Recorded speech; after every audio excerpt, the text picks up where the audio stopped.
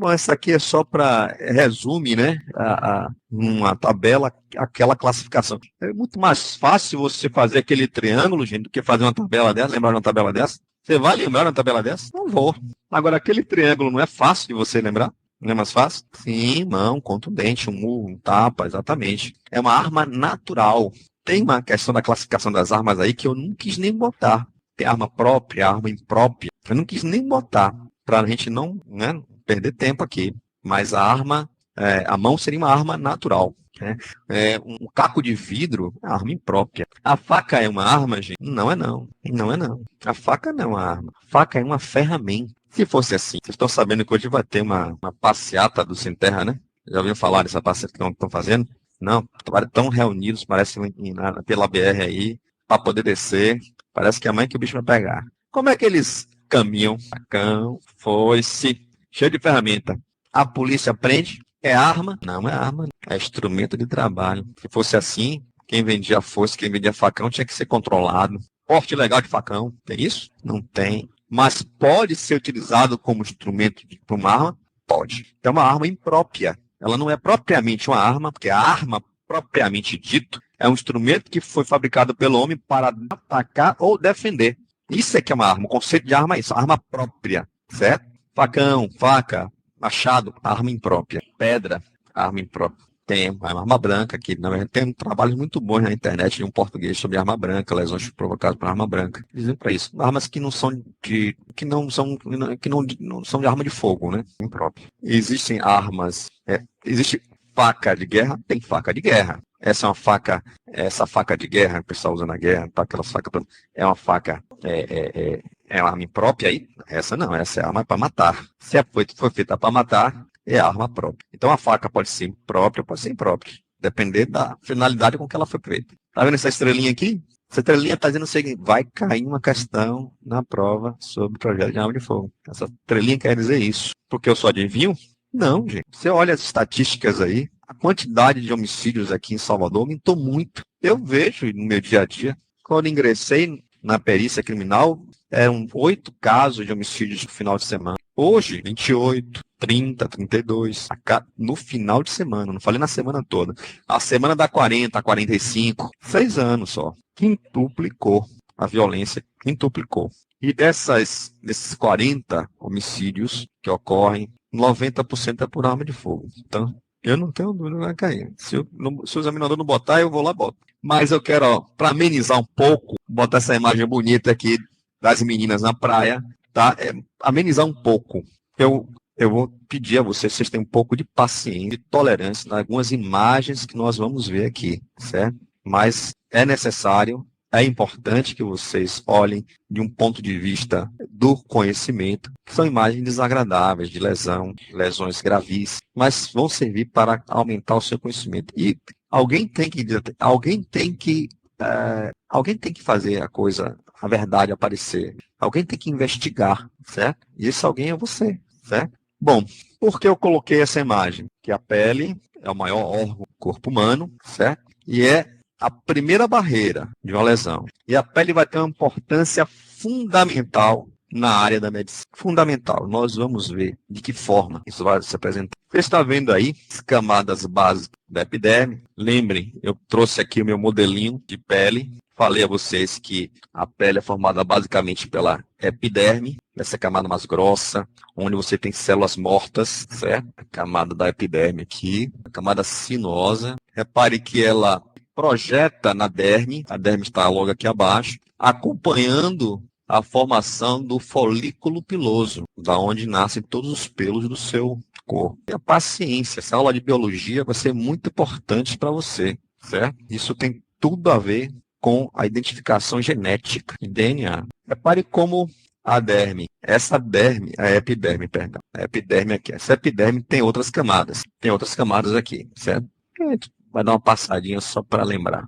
E aqui embaixo, a derme, que faz parte da derme. Abaixo da derme tem a camada de gordura. Basicamente, esse conceito. Lesão na epiderme, escoriação, arranhar, né? A lesão se regenera, forma aquela crosta serossanguinolenta, né, que a gente chama de cascão, se regenera tudo. Lesão na derme só se regenera formando cicatriz para sempre, é uma tatuagem. Agora, se ela atingiu a hipoderme, é como se tivesse atingido a derme. Ela vai fazer cicatriz, vai sangrar, porque essa é uma área bastante vascularizada, cheia de nervos também. Bom, agora veja essa imagem aqui. Foi o que eu fiz. Peguei essa imagem aqui para mostrar assim, a separação assim, da camada da epiderme. A epiderme aqui em cima. Tá vendo umas células mortas ali. E aqui a camada da derme, células vivas, o folículo piloso, né? Adentrando na. Agora eu queria mostrar para vocês essas saliências, tá vendo? A natureza propositadamente, ela projetou a epiderme assim, para justamente haver uma aderência maior entre essas camadas, né? Mas é justamente essas saliências que vão formar as papilas dérmicas, que vão formar as impressões digitais. As impressões digitais que vai ser a primeira forma de você identificar uma pessoa, a forma mais utilizada hoje por todas as polícias e a forma mais barata, mais rápida também, até mesmo antes de você fazer um exame de DNA. E tão inequívoca quanto o DNA. Ou seja, você identifica uma pessoa pelo digital, praticamente não precisa de mais nenhuma outra prova. E acontece muito de cadáver, quando chega no nosso instituto, de identidade ignorada. E nós recorremos primeiramente às impressões digitais do cadáver. Coletamos e fazemos uma pesquisa no Instituto Pedro Melo.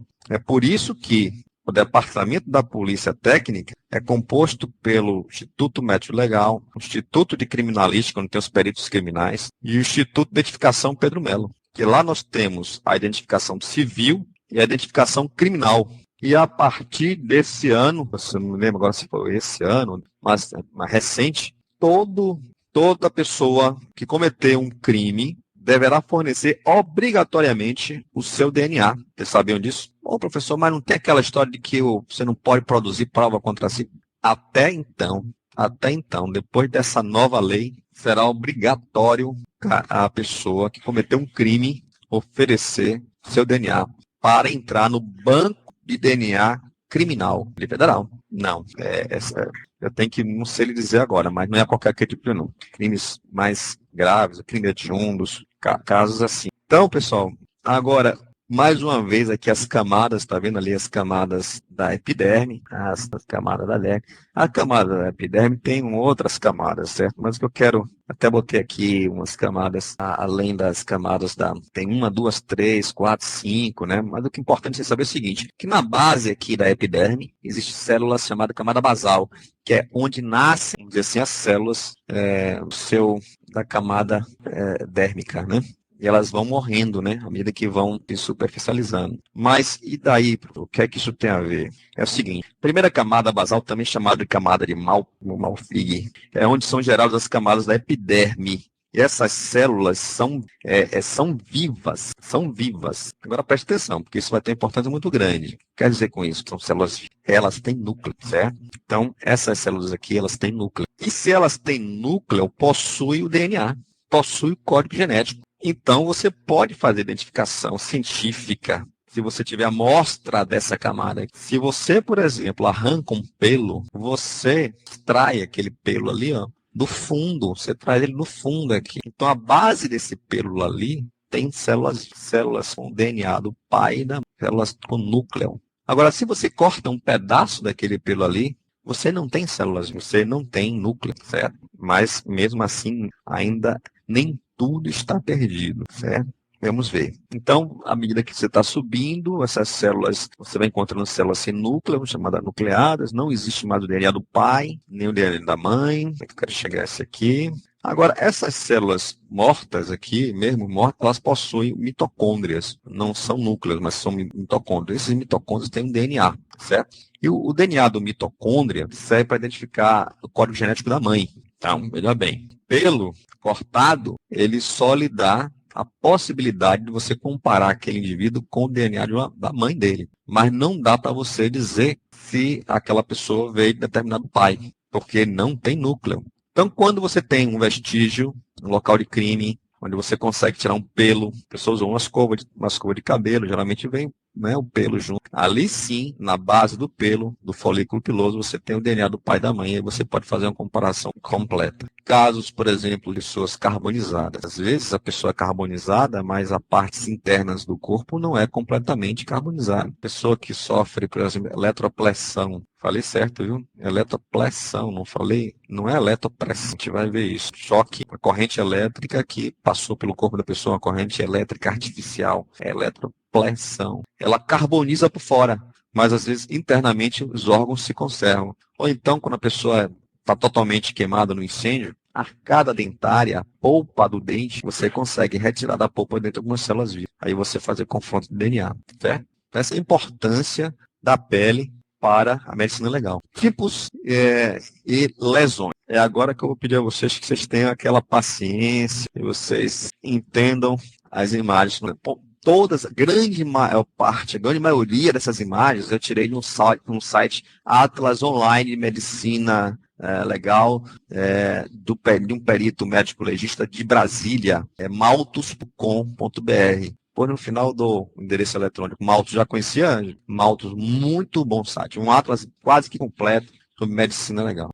Maltus com THU. Então, o primeiro instrumento que eu vou apresentar para você, instrumento contundente, é aquele instrumento que atua sob pressão, o seu peso ou sua energia cinética estão animados, movimento, esmaga tecido, rompe vaso sanguíneo, vaso linfático, causando aquela contusão, aquela lesão, forma de um plano, né? Essas lesões contundentes, elas podem ser superficiais e podem ser profundas. Não vamos falar de todas as lesões aqui, porque nós perderemos muito tempo, né? Então, eu escolhi a equimose aqui, ó, como a lesão mais importante para a gente estudar, porque ela dá várias pistas para o médico legista. Inclusive, tem um caso daquela procuradora Vera Lúcia, não sei se vocês se lembram desse caso, eu vou estar aqui apresentar para vocês verem como foi que os peritos concluíram.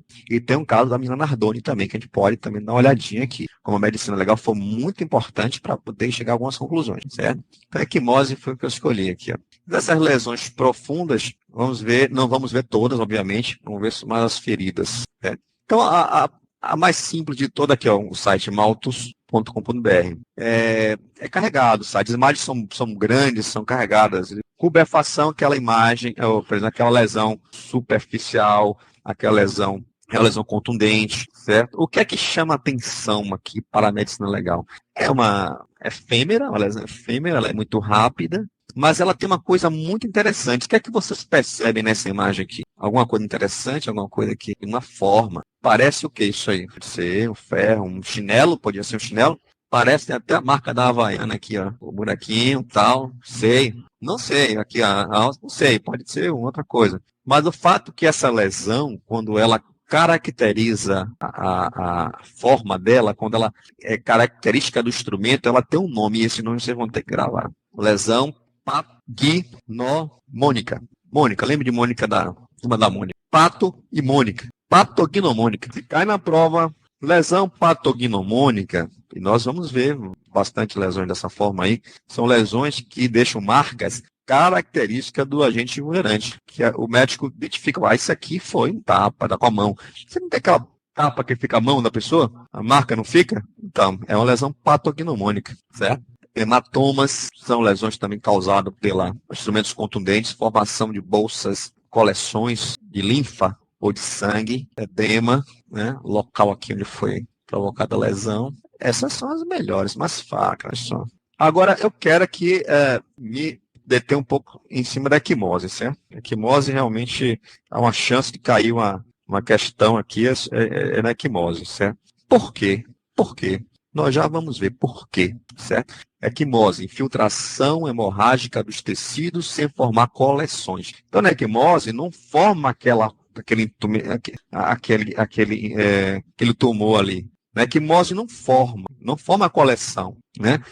Nas malhas, né, tissulares. Ela reveste-se de uma importância particular, pois com muita frequência essas lesões podem determinar o instrumento e a coloração dela pode ficar para o perito o nexo temporal, o momento em que aquela lesão foi produzida. Teve um caso muito concreto, que todo mundo vai lembrar. Lembra dessa senhora aí que procuradora aposentada do Rio de Janeiro de Justiça, Vera Lúcia, foi acusada de quê? De agredir sua filhinha adotiva de 2 anos de idade. Lembro disso? Ela tinha uma filha adotiva, ela foi acusada de maus tratos, mas ela chegou na delegacia e disse que não tem menor cabimento isso, porque quem denunciou foram as secretárias que trabalhavam com ela, né? Vi aquela coisa ali e tal, era uma procuradora, né? Levaram até quando, aguentaram até quanto a consciência delas deu para aguentar. Mas chega um momento que não deu mais. Ver aquela coisa devia estar sendo muito cruel. Denunciar. Ela foi chamada à delegacia.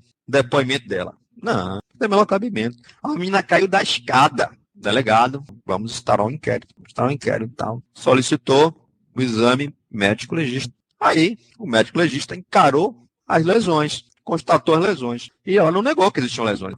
Ela disse que era um acidente, que a menina caiu da escada. Mas ele encontrou lesões desse tipo equimose. Equimoses são lesões que não formam coleções. Equimoses são lesões que deixam marcas, manchas, certo? Essas manchas, elas vão desaparecer. Elas vão levar um tempo e vão desaparecer. 20, 30 dias depois ela desaparece. Mas quando acontece a lesão, o sangue extravasa dos vasos e a hemoglobina, que é uma proteína, ela começa a passar por fase de degradação, certo? E em cada fase de degradação, ela vai mudando de cor. E esse padrão cromático é igual para todas as pessoas, certo? É hemoglobina, e todos nós temos hemoglobina no nosso sangue, não importa a nossa cor, nossa raça. Está aqui. O que é que acontece? Esse disquinho aí eu que inventei esse negócio, para ficar mais fácil de você entender.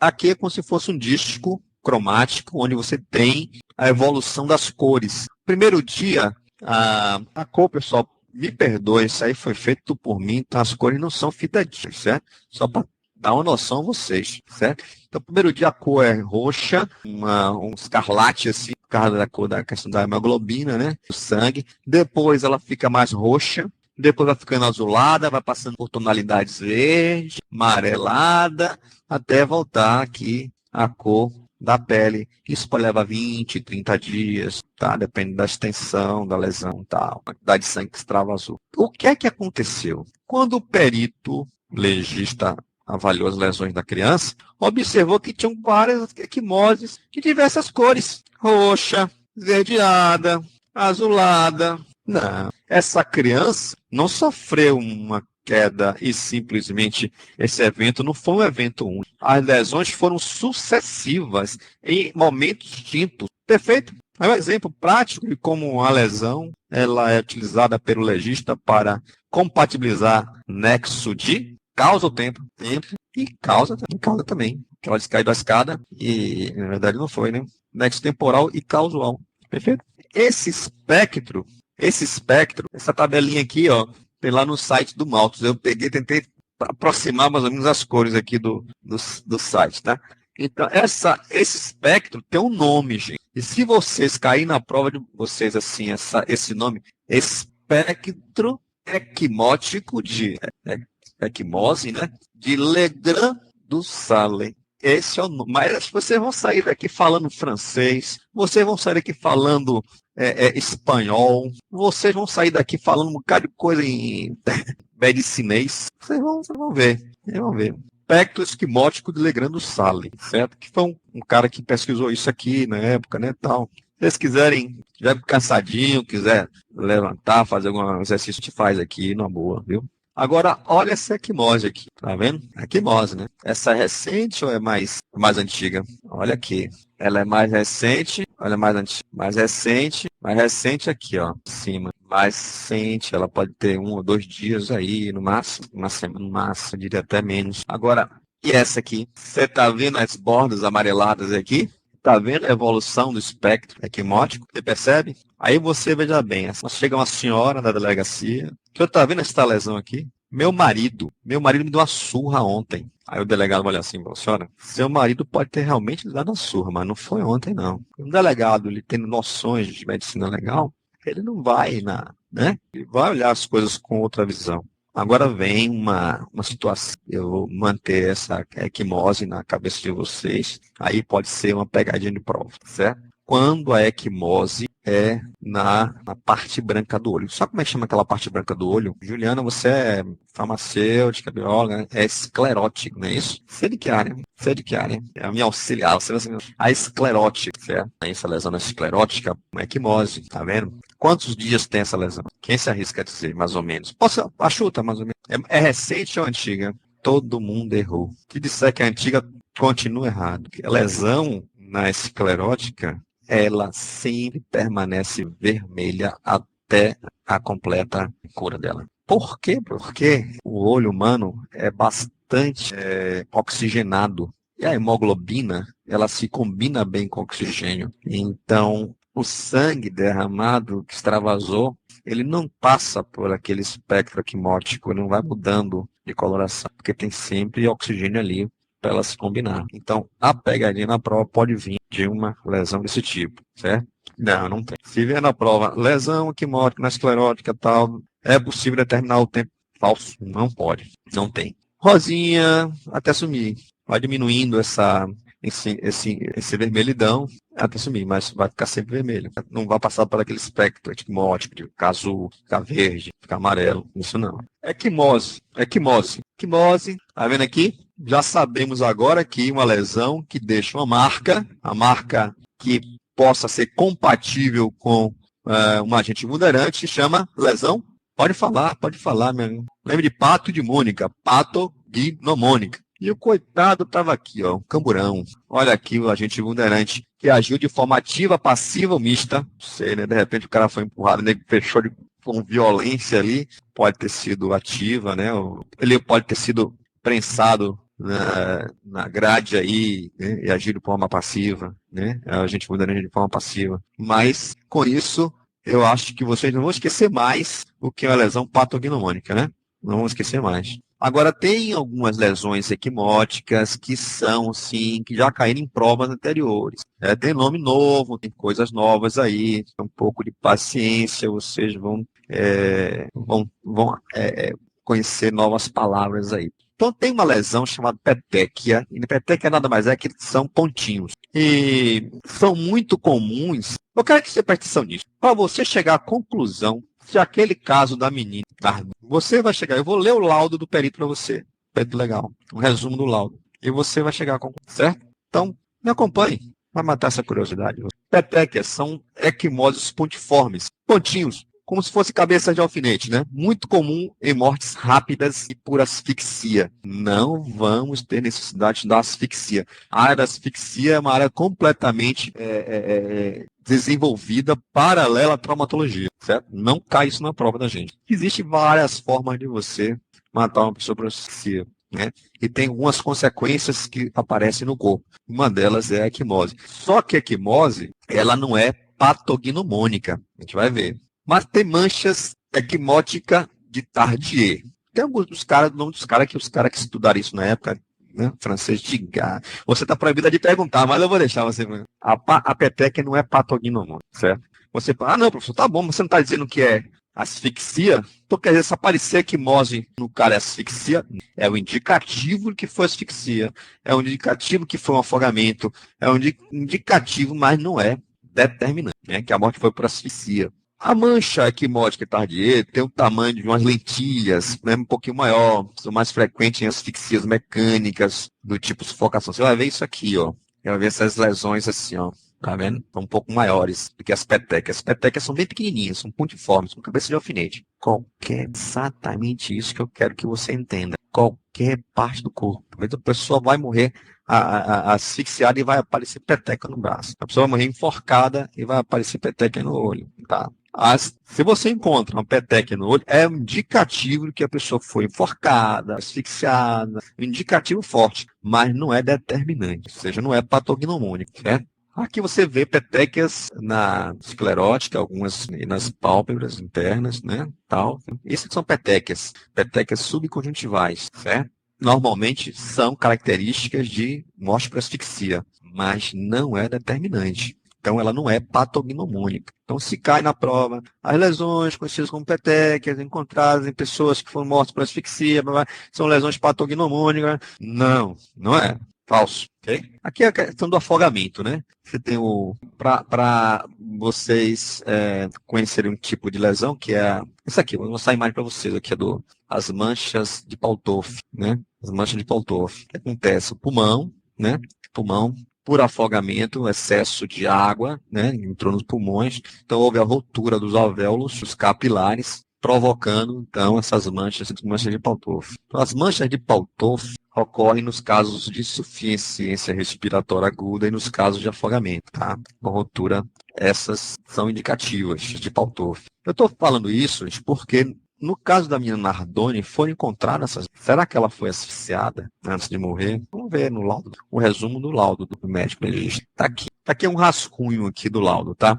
Bom, como é que eu vou ler isso aqui para vocês? Então, o laudo do legista reforça a tese de que a menina foi asfixiada por esganadura ou sufocamento e teve um osso da mão esquerdo quebrado, provavelmente por meio de uma torção. O legista consultava disseram que se os indícios de asfixia são 5. Ele encontrou 5 indícios de asfixia. O primeiro é uma lesão cervical importante, que pode ter sido provocada com as mãos no pescoço, esganadura, ou com a mão em algum outro objeto cobrindo a boca e o nariz, sufocamento. No pulmão, os exames constataram manchas de Tardier e de Paltoff. Olha aí, olha a medicina legal ajudando a você a entender as coisas do dia a dia. Agora vocês sabem que é mancha de Paltoff, é mancha de Tardier. Lesões provocadas pela asfixia, indicativa. Paltoff. Havia ainda pequenas manchas vermelhas no coração, chamadas de petequias. Olha as petequias aí, aparecendo. E as extremidades dos dedos da menina estavam arroxeadas. Por fim, a língua de Isabela estava entre os dentes. Todos esses são sinais de asfixia. No caso do osso da mão, a lesão teria ocorrido torção e havia sinais de que a fratura ocorreu quando a garota ainda estava viva. Isso é importante. O legista ele tem condições de determinar se a lesão foi provocada enquanto a pessoa estava viva. Isso é extremamente importante para determinar se a morte foi acidental ou se foi um acidente. Será que realmente essa lesão foi da queda que a menina tomou? Né? Então, se foi da queda, ele teria como determinar. Ele faz isso seccionando, fazendo uma incisão na lesão, e se ele verifica se há rompimento dos capilares, se tinha extravasamento de sangue, se não tinha. Tá? É uma área que eu não quero nem adentrar com vocês, porque tem muita coisa para a gente ver. A inexistência de fraturas na criança, apesar da queda do sexto andar, é explicada pelo local em que caiu o gramado. E tem outra coisa também, se vocês sabiam, as crianças têm o osso da criança é extremamente flexível, né? Já tentou quebrar um galho verde? Um galho verde, ele não quebra, né? Ele flexiona, assim, né? Tal. O osso da criança é semelhante, lesão no galho verde, é a mesma coisa. Criança também, o osso é assim, flexível. Por isso que está calcificado. Por isso que às vezes a criança cai de não sei, e não tem nada. E uma pessoa idosa cai de uma escada, morre, né? Então, tem vários elementos aqui, né? Medicina legal. Esse exemplo eu trouxe para que vocês fixem essa coisa, né? Esses nomes, que fica legal, né? Você vendo esses conhecimentos e vendo a aplicação dele em casos reais. Diga. Isso pode acontecer. E não quer dizer que a lesão tenha sido no coração, não. Ela pode ter sido asfixiada e aparecer peteca no coração, certo? Ela pode ter tomado uma pancada no joelho e aparecer peteca no tornozelo. Então, as petecas também não indicam exatamente o local também. O legista, ela estava viva. Ele fala até de uma coisa aqui, rapaz, que me impressionou também. Tem uma marca do braço dela, como se ela tivesse tentado se agarrar. A marca da grade. Mas, muito hediondo isso aí pra gente, né? Mas pode acontecer? Pode. Aconteceu.